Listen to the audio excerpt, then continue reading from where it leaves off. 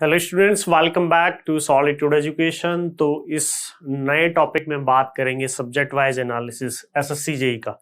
SSC JE ने जितने भी एग्जाम हुए हैं उन सब में सिविल का हर साल किस सब्जेक्ट का कितना वेटेज था सारा डिस्कशन करेंगे। और सबसे इंपॉर्टेंट रहने वाला है ये सेशन, क्योंकि ये सेशन डिसाइड करेगा कि नेक्स्ट 45 डेज के अंदर जो मेरे एग्जाम में बचे हैं कि मुझे किन सब्जेक्ट्स में अपना टाइम को डिवोट करना है, उन किन सब्जेक्ट्स में अपने टाइम को कम डिवोट करना है। ठीक है, ये सारा एनालिसिस डिसाइड करेगा कौन? ये एनालिसिस। ठीक है, ये सारा का सारा एनालिसिस मैं डिसाइड करने वाला हूं कि भाई कि क्या एनालिसिस मेरा रहने वाला है। ठीक है, चलिए देखते हैं।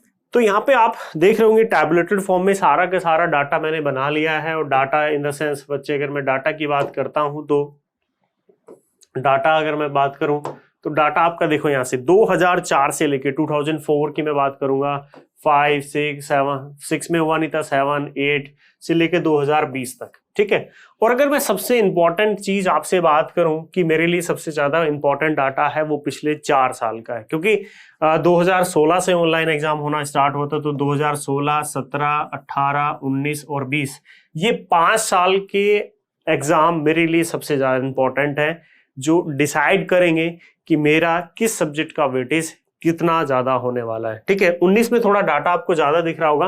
19 में एक्चुअली 4 शिफ्ट में 4 शिफ्ट में आपका एग्जाम हुआ था, और 4 शिफ्ट में भी एक्चुअली 5 में हुआ था, 5 भी नहीं कह सकते। एक पेपर मेरे पेपर 28, 29, 30, 28 को एक पेपर था इवनिंग में, 29 ऑफ अक्टूबर को मॉर्निंग में पेपर था, और 30 अक्टूबर को मॉर्निंग इवनिंग में 2 सेशन थे। टोटल 4 सेशन थे, बट 11 दिसंबर को भी एक शिफ्ट हुई थी। एक्चुअली कुछ बिहार के बच्चों के लिए कुछ इश्यूज हुआ था, तो वहां पे उन्होंने एक शिफ्ट को ट्रांसफर कर दिया था कि कुछ बच्चों का एग्जाम है। तो रियलिटी में तो 4 ही थे, बट वो 5 में शिफ्ट हो गए, तो 4 ही मान के मैं चलूंगा। 2020 में 2 शिफ्ट में पेपर है, तो ये टोटल डाटा बच्चे 2 शिफ्ट का है, 23 की मॉर्निंग और 23 की इवनिंग। ठीक है, तो अगर मैं 2016, 17, 18, 19, 20 मैं पिछले 2004 से वेटेज नहीं देख रहा हूं, क्योंकि अगर आप देखोगे तो 2016 से ऑनलाइन एग्जाम होना स्टार्ट हुआ है आपका, तो 16, 17, 18 और 19, 20 इसमें हम थोड़ा सा देखते हैं। तो बात करते हैं थ्योरी ऑफ स्ट्रक्चर की। थ्योरी ऑफ स्ट्रक्चर में बात करते हैं तो वो स्ट्रेंथ ऑफ मटेरियल और स्ट्रक्चर एनालिसिस दोनों को काउंट करता है। मोस्टली 95% थ्योरी ऑफ स्ट्रक्चर में स्ट्रेंथ ऑफ मटेरियल है, सोम, और 5% आपका स्ट्रक्चर एनालिसिस है। तो 2016 में देखें तो 16 नंबर का आया था, अच्छा खासा वेटेज था। 2017 में 13 नंबर का आया था, 2018 में 7 नंबर का था। 2019 में अगर इसको मैं 4 शिफ्ट में डिसाइड कर लूँ तो अप्रोक्सीमेटली 9 नंबर बनते हैं। अप्रोक्सीमेटली बच्चे 9 नंबर आपके बनते हैं, जो आपके आए थे किसमें? नाउ इट इज इन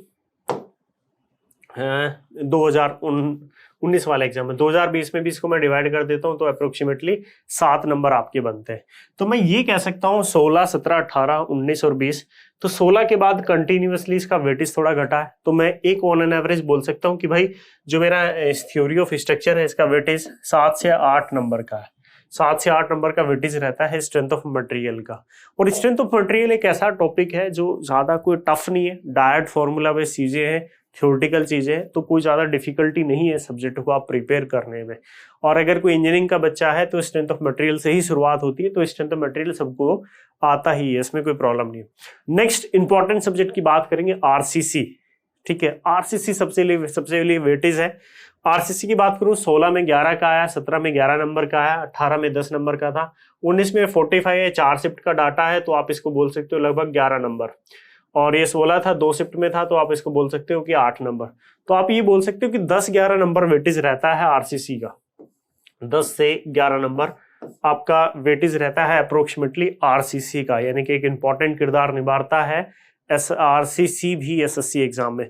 और मैंने जैसे आपसे डिस्कस किया था कि आरसीसी में बच्चे एकदम बिल्कुल जो कोडल प्रोविजन है, आपसे कोई वो डेप्थ में क्वेश्चंस नहीं पूछता है, मतलब कोई न्यूमेरिकल पोर्शन आपसे नहीं करता, वो डायरेक्टली क्वेश्चंस करता है केवल सीधे कोडल प्रोविजन से, कुछ स्टैंडर्ड से, जो चीजें फॉर्मेलिटी आपको याद रखनी है। ठीक है, now next steel design, steel structure की बात करते हैं। तो स्टील स्ट्रक्चर में 2016 में 7 नंबर था, देन 6, फिर ये अगेन 4 शिफ्ट में था, तो मैं इसको बोल सकता हूँ कि 7, और ये भी लगभग आप मान सकते हो कि 6 से 7 नंबर।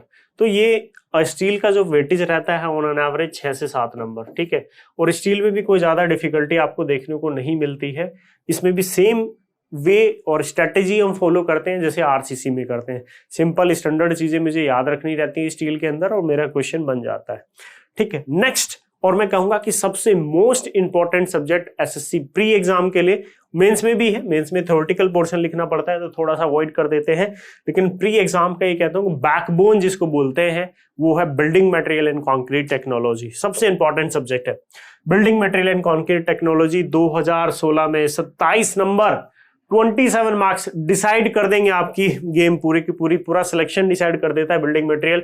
27 नंबर, 25 नंबर, फिर 2018 में थोड़ा सा कम हुआ 14 मार्क्स का आया, 2019 में 73। अगर 4 शिफ्ट में भी डिवाइड करोगे तो लगभग बेटा ये बैठता है 18 मार्क्स पर शिफ्ट, ठीक है। और इसको बोल दे 14 शिफ्ट। तो मैं ये कह सकता हूं कि 15 से 20 नंबर बिल्डिंग मटेरियल और कंक्रीट टेक्नोलॉजी का मैं 15 से 20 नंबर का ऑन एन एवरेज वेटेज आपको देता हूं कि बिल्डिंग मटेरियल 15 से 20 नंबर का आपके एग्जाम में आना ही है, यानी कि एक डिसाइडिंग फैक्टर होगा आपके सिलेक्शन का। कौन? Building material and concrete technology. एक सिलेक्शन आपका जो कर सकता है वो ये। मैं सब्जेक्ट को अफोर्ड नहीं कर सकता। अगर आप कोई बच्चा सोच रहा है कि मैं बिल्डिंग मटेरियल छोड़ के सिलेक्शन ले लूंगा तो बहुत बड़ी गलती कर रहे हो आप। ये सब्जेक्ट आपका सिलेक्शन डिसाइड करेगा, ठीक है। Now next, estimating costing. मैं ये कहता हूं कि एस्टिमेटिंग कॉस्टिंग को 90% जनता छोड़ देती है कि सर हमने पढ़ा ही नहीं, हमें पढ़ाया नहीं क्या। सबसे बेस्ट तरीका मैंने बताया था एस्टिमेटिंग कॉस्टिंग को कवर करने का, पीवाईक्यू। आप एसएससी के पीवाईक्यू कवर कर लो, आपका automatic estimation and costing cover हो जाएगा। आपको कहीं कोई एक्स्ट्रा बुक पढ़ने की रिक्वायरमेंट नहीं पड़ेगी। वेटेज देख लेते हैं थोड़ा। 2016 में था 7 नंबर, 8 नंबर, फिर 10 नंबर। ये 4 शिफ्ट में था तो मैं कह सकता हूं कि भाई 13 नंबर के अराउंड में इसको वेटेज दे सकता हूं और इसको 11। तो ये 10 से 12 नंबर एस्टिमेटिंग कॉस्टिंग का जो वेटेज रहता है ऑन एवरेज 10 से 12 नंबर आपका वेटेज रहता है प्री एग्जाम के अंदर एस्टिमेटिंग कॉस्टिंग एंड वैल्यूएशन का। बेस्ट तरीका क्या है सब्जेक्ट को प्रिपेयर करने का? कहीं कोई बुक्स पढ़ने की जरूरत नहीं है, किसी के नोट्स पढ़ने की जरूरत नहीं है। सिंपली पीवाईक्यू लगा लो। एसएससी का आईएएस मास्टर पब्लिकेशन की जो बुक आती है उसके पीवाईक्यू को देख लो। एक क्वेश्चन नहीं छूटेगा आपका, एक भी क्वेश्चन नहीं, सारे क्वेश्चन आपके लग जाएंगे एस्टिमेटिंग कॉस्टिंग के। नाउ नेक्स्ट चलते हैं एनवायरमेंटल इंजीनियरिंग। एनवायरमेंटल की बात करता हूं। 16 में 3 नंबर, 2 नंबर, बहुत ही कम वेटेज है। 18 में 8 नंबर आया, 19 में 4 शिफ्ट में, तो ये कह सकते हैं ऑन एवरेज 10 नंबर। ये 2 में आया तो बच्चे इसको बोल सकते हो 8 नंबर। शिफ्ट इसका वेटेज जो है धीरे धीरे बढ़ा है, तो मैं ये कह सकता हूं कि 8 नंबर के अराउंड एवरेज 7 से 8 नंबर का मैं एवरेज दूंगा एनवायरमेंटल इंजीनियरिंग को। और एनवायरमेंटल इंजीनियरिंग बच्चे थोड़ा सब्जेक्ट भी लेंदी है और थोड़ा चीजें भी ज्यादा याद रखनी पड़ती हैं। इसको प्रिपेयर करने का तरीका थोड़ा सा ये है कि आप कंटिन्यूअस रिवीजन करोगे और आपको सब्जेक्ट को पढ़ना ही पड़ेगा। आप सोचो कि मैं पीवाईक्यू लगा के चला जाऊंगा बन जाएगा, तो नहीं, आपको एनवायरमेंटल इंजीनियरिंग को प्रिपेयर करना पड़ेगा अच्छे से। यही एक सॉल्यूशन है। वेटेज भी ठीक ठाक है, 7 से 8 नंबर का वेटेज है। Now next, soil mechanics. 16 में 4 नंबर, फिर 5, 8, फिर ये भी 4 शिफ्ट में हुआ तो 10 नंबर, ये 9 नंबर। तो इसका भी वेटेज है सॉइल मैकेनिक्स का। मैं 8 से 10 नंबर का वेटेज दूंगा सॉइल मैकेनिक्स को। इन अदर इंपॉर्टेंट सब्जेक्ट है सॉइल मैकेनिक्स। सिंपल है प्री पॉइंट ऑफ व्यू से, क्योंकि छोटे छोटे न्यूमेरिकल्स आते हैं। वॉइड रेशियो दे दिया, पोरोसिटी पूछ ली, ठीक है, एक्चुअल वेलोसिटी देके आप सीपेज वेलोसिटी पूछ लिया। तो इस तरह के कुछ क्वेश्चंस बनते हैं, छोटे छोटे क्वेश्चंस। कुछ डाटा की अनकॉन्सोलिडेटेड क्या होता है, कन्फाइंड कंप्रेशन टेस्ट, ये सारी कंडीशन वो पूछ लेता है। इजी है as compare to environmental engineering. Soil mechanics easy है एज कंपेयर टू एनवायरमेंटल, तो बच्चे प्रिपेयर करना है। Now hydraulics. हाइड्रोलिक्स में वो 3 चीजें इंक्लूड करता है, fluid mechanics, open channel flow और हाइड्रोलिक मशीन्स। तो अगर मैं हाइड्रोलिक्स की बात करता हूं तो 2016 में 10 नंबर, 15, फिर 9, फिर आप इसको बोल सकते हो कि भाई 11, फिर यहाँ पे 9। तो आप इसको 10 से 12 नंबर का वेटेज दे सकते हो हाइड्रोलिक्स को। अनदर इंपॉर्टेंट सब्जेक्ट 10 से 12 नंबर। भाई अफोर्ड नहीं कर पाओगे हाइड्रोलिक्स को छोड़ना भी आप। 10 से 12 number on an average weightage आ रहा है, देख लो आप पीवाईक्यू पूरा एवरेज उठा के। आपको यहाँ 2004 से 15 तक क्या हुआ एसएससी में उसको भूल जाओ। ऑफलाइन पेपर होते थे, पैटर्न अलग था, मतलब पैटर्न तो सेम था लेकिन क्वेश्चन का पूछने का तरीका अलग था, सब कुछ अलग था। 2016 में ऑनलाइन एग्जाम होना स्टार्ट हुआ, 2016, 17, 18, 19, 20 पूरा सिनेरियो चेंज हो गया एसएससी जेई का। क्वेश्चन के पूछने के तरीके चेंज हो गए। पहले गुप्ता एंड गुप्ता से आते थे, गुप्ता एंड गुप्ता से कुछ क्वेश्चन नहीं आते, अब नए तरह के क्वेश्चंस बनने लगे।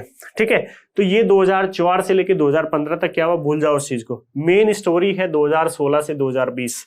ठीक है, नाउ इरिगेशन चलते हैं। इरिगेशन का मतलब एक्चुअली इरिगेशन से नहीं है, यहाँ पे वाटर रिसोर्स से कंप्लीट, वो इरिगेशन के क्वेश्चंस भी करता है और आपसे इंजीनियरिंग हाइड्रोलॉजी के क्वेश्चंस भी करता है। देखते हैं वेटेज। इरिगेशन के वेटेज की बात करूं तो 2 नंबर 16 में 2, 2, 9, 45, इसको मैं बोल सकता हूँ थोड़ा सा वेटेज 19 में देखने को मिलता है इसका। 11 नंबर, 8 नंबर, हालांकि इतना वेटेज नहीं रहा, लेकिन पिछले अगर आप 3 साल की बात करोगे तो अच्छा खासा वेटेज दिया है इरिगेशन इंजीनियरिंग ने भी। इरिगेशन का अच्छा खासा वेटेज रहा है 8 से 10 नंबर। भैया अपने एक ये कह सकते हो कि इरिगेशन इंजीनियरिंग ने अपना वेटेज बढ़ाया है, अपना कद बढ़ाया है पिछले 3 साल में। अच्छे खासे क्वेश्चंस बन रहे हैं इरिगेशन के भी। बास तरीका ऑलरेडी आपको बता चुका हूं अपने और लेक्चर्स में। ट्रांसपोर्टेशन इंजीनियरिंग, ट्रांसपोर्टेशन 2016 में 3, 3, 7, फिर अगेन 11, फिर 8। ट्रांसपोर्टेशन इंजीनियरिंग ने भी अपना अच्छा खासा वेटेज बढ़ाया है। इसको भी एवरेज ले सकते हो बच्चे 7 से 8 नंबर ट्रांसपोर्टेशन का। और ट्रांसपोर्टेशन में आजकल तो रेलवे के क्वेश्चंस भी करने लगा है आपसे। पहले नहीं पूछता था रेलवे के क्वेश्चन, लेकिन आज के टाइम में रेलवे के क्वेश्चंस भी आपसे पूछने लगा है। तो एक अच्छा खासा वेटेज मैं यहाँ से बोल सकता हूँ कि ट्रांसपोर्टेशन का भी अच्छा खासा वेटेज है। Now next surveying. सर्वेइंग की बात करूँ 2016 में 10, 10, 9, ये बोल सकते हैं कि 13, 9, 10। तो भैया इसको सर्वे को आप 10 से 12 नंबर का वेटेज दे सकते हो। 10 से 12 नंबर का वेटेज आप दे सकते हो सर्वेइंग को भी। तो मुझे कोई ऐसा सब्जेक्ट नहीं लग रहा है यहाँ पे जिसको आप छोड़ सकते हो। मुझे तो सारे सब्जेक्ट का वेटेज लग रहा है। अगर आप बोलो कि सर सबसे मोस्ट इंपॉर्टेंट, जो मोस्ट इंपॉर्टेंट है, सबसे ज्यादा जो इंपॉर्टेंट रहने वाला है वो कौन सा होगा, तो मेरी नजर में सबसे ज्यादा इंपॉर्टेंट है भाई, मैं सबसे ज्यादा इंपॉर्टेंस दूंगा बिल्डिंग मटेरियल को। अगर नहीं कवर किया है तो अभी भी कवर कर लो, मौका है। बिल्डिंग मटेरियल्स सबसे ज्यादा इंपॉर्टेंट है। नेक्स्ट उससे ज्यादा जो मुझे इंपॉर्टेंस लगता है जिसको इग्नोर करते हैं वो है एस्टिमेटिंग, कॉस्टिंग एंड वैल्यूएशन। ये दो मुझे सबसे ज्यादा इंपॉर्टेंट लगते हैं। अगर कवर नहीं किए अब तक तो इन दोनों को तो छोड़ के मत चले जाना। सीधे सीधे 30 नंबर, सीधे 30 से 35 नंबर का वेटेज है बिल्डिंग मटेरियल और एस्टिमेटिंग कॉस्टिंग का। उसके बाद तो मुझे लग रहा है कि सारे के लगभग सबके वेटेज सेम ही है। ठीक है, तो किसी सब्जेक्ट को छोड़ना नहीं है।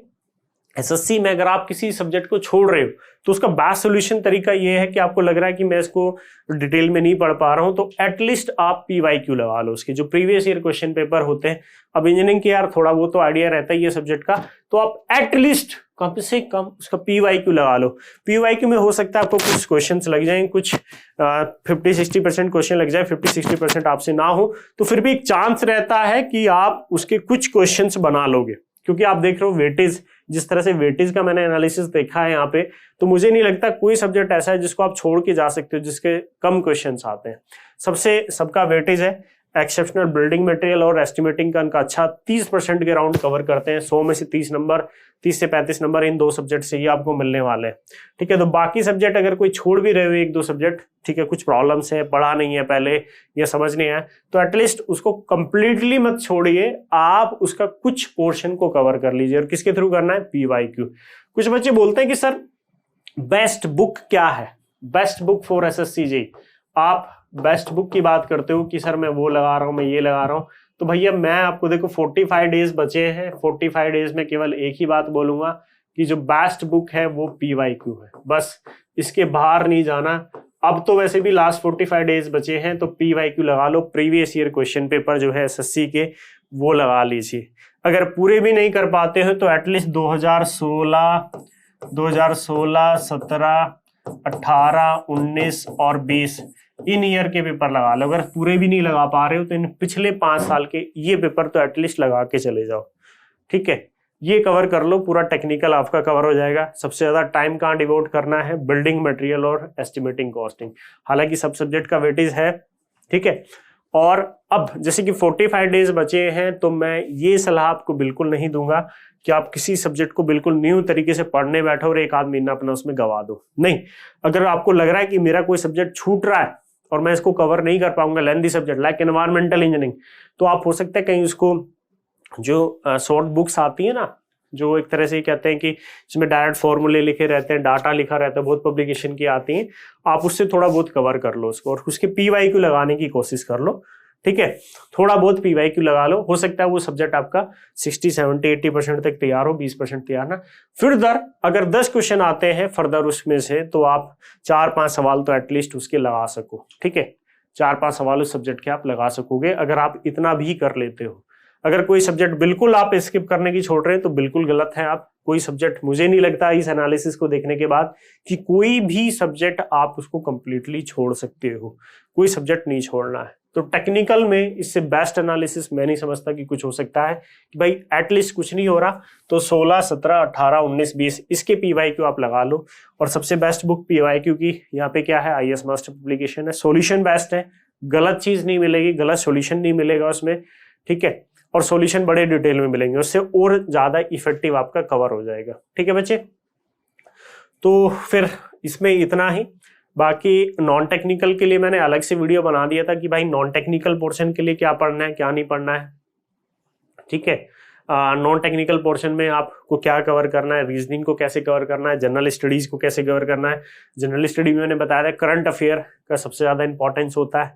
ठीक है बच्चे, तो फिर मिलते हैं नेक्स्ट लेक्चर में।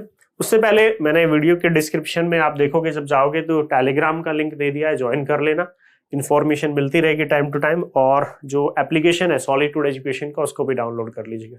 ठीक है बच्चे, ओके, थैंक यू, फिर मिलते हैं नेक्स्ट वीडियो में।